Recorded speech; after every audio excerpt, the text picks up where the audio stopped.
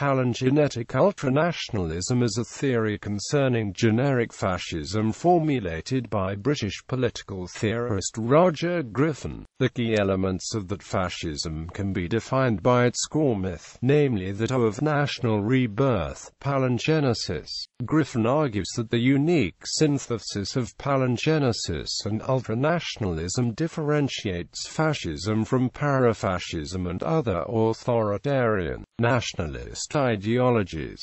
This is what he calls the fascist minimum, without which there is no fascism. The idea was first put forth in the 1991 book The Nature of Fascism, and has been expanded in a paper titled Staging the Nation's Rebirth, The Politics and Aesthetics of Performance in the Context of Fascist Studies in the 1994 volume Fascism and Theatre, The Politics and Aesthetics in the Era of Fascism. Overview. Griffin argues that fascism uses the palingenetic myth to attract large masses of voters who have lost the faith in traditional politics by promising them a brighter future under fascist rule.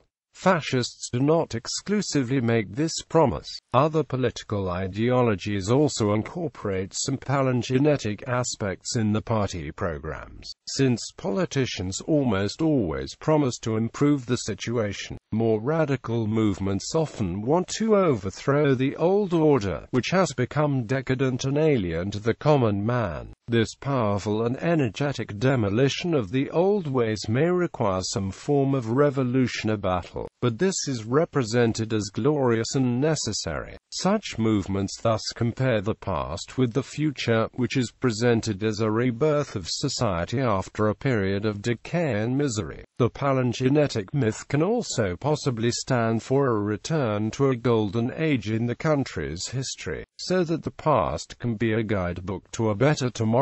Fascism distinguishes itself by being the only ideology that focuses strongly on the revolution in its myth, or as Griffin puts it, the mythical horizons of the fascist mentality do not extend beyond this first stage. It promises to replace gerontocracy, mediocrity and national weakness with youth, heroism and national greatness, to banish anarchy and decadence and bring order and health, to inaugurate an exciting new world in place of the played-out one that existed before, to put government in the hands of outstanding personalities instead of non-entities. Through all this there will be one great leader who battles the representatives of the old system with help from the grassroots support. They appear as one mass of people who have only one goal, which is to create the new future. They have infinite faith in the mythical hero as he stands for everything they believe in. With him, the country will rise like a phoenix from the ashes of corruption and decadence.